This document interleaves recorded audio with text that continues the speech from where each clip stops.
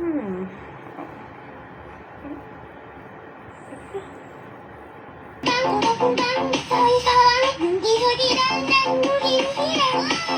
A few hours later.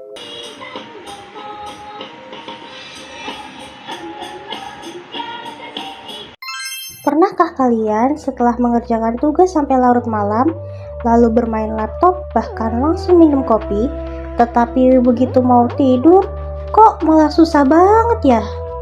Kalau iya, kemungkinan kamu mengalami insomnia ringan nih.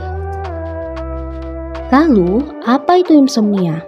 Insomnia singkatnya adalah gangguan tidur yang menyebabkan susah sekali untuk tidur, tetap terjaga, atau bahkan bangun terlalu pagi, sehingga tidur tidak nyenyak dan tidak berkualitas.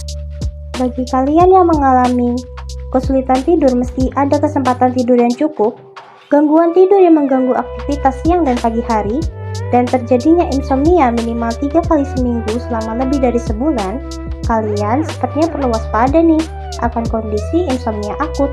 Karena kondisi ini tidak hanya akan merusak hari kalian, tetapi juga hidup kalian secara perlahan. Kendati demikian, apakah kondisi insomnia ini berbahaya?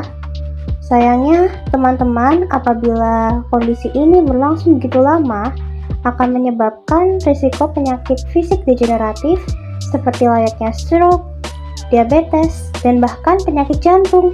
Iya, penyakit yang dianggap sebagai pembunuh nomor 1 di Indonesia ini. Selain itu, insomnia juga berperan dalam memupuk gangguan kesehatan mental, seperti halnya depresi dan meningkatkan kecemasan.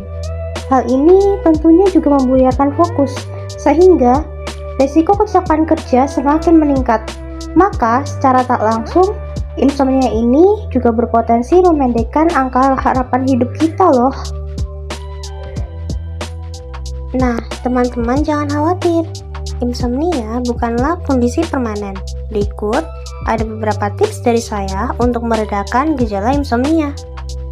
1. Tidak makan berat dan minum zat stimulan selayaknya kafein, misalnya kopi sebelum tidur. Gantilah dengan pisang atau susu yang mengandung triptofan, yaitu senyawa yang terbukti mengurangi telat tidur, meningkatkan total waktu tidur, mengurangi waktu bangun dan jumlah terbangun di malam hari. 2. Tidur dengan lampu redup atau lampu mati, karena tubuh akan lebih banyak menghasilkan hormon melatonin ketika gelap ataupun temaram. 3. Menjauhi barang-barang elektronik pemecah fokus layaknya HP dan laptop sebelum tidur. 4. Mandi hangat sebelum tidur untuk membuat tubuh bersih dan rileks. Lalu yang nomor 5, disarankan melakukan beberapa gerakan peregangan sebelum tidur. Terkait ini, saya akan memberikan beberapa saran gerakan dalam melakukan peregangan ringan sebelum tidur.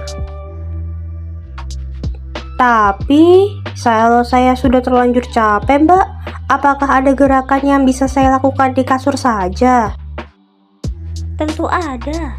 Maka dari itu, saya akan mengajarkan gerakan-gerakan simpel yang bisa kamu praktekkan sendiri di atas kasur. Gerakan pertama, balutan beruang. Cara melakukannya, duduk, tarik nafas sambil merentangkan tangan lebar-lebar. Buang napas sambil menyilangkan tangan, lalu peluk diri sendiri, dan gunakan tangan untuk menarik bahu ke depan dan tahan selama sekitar 30 detik. Dolphin pose. Berbaring lurus terkurap, secara perlahan angkat dada dengan ditumpu tangan. Lakukan bersamaan dengan bagian kaki sehingga telapak kaki hampir menyentuh kepala. Peregangan tubuh penuh. Cara melakukannya, berbaring telentang, angkat kedua tangan lurus ke atas kepala dan arahkan jari-jari kaki secara bersamaan. Posisi anak. Cara lakukan, duduklah berlutut dengan bokong menyentuh tumit. Lalu rentangkan tangan ke depan dan letakkan dahi di tempat tidur atau matras. Berbaring telentang, menghadap atas, tangan rileks, perlahan angkat kaki dari bagian atas ke bawah secara perlahan hingga membentuk garis lurus. Kita juga bisa melanjutkan gerakan ini dengan mengatur napas dengan ritme 4 napas hidung, tahan 7 detik,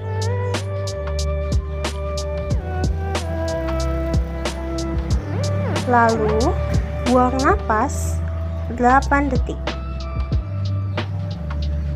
Lakukan berulang kali sampai 4 kali. Selain gerakan-gerakan tersebut, jangan lupa untuk mengatur jam tidur dan bangun dengan periode ideal. Pada orang dewasa sekitaran 6 jam sampai 8 jam sehari. Kemudian, makan makanan bergizi, lalu belajar mengelola stres dengan baik, yaitu dengan olahraga maupun melakukan hal-hal positif yang kita sukai. Sekian tips dari saya. Luangkan waktu untuk berlangganan untuk menjadi bagian dari channel ini. Terima kasih dan sampai berjumpa lagi.